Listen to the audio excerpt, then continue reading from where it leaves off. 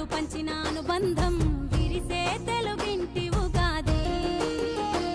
12 రాసులే పలికేను స్వాగతం, పలు రుచుల పచ్చడే అయ్యింది అమృతం. ఈ వేడుకెంతో అద్భుతం.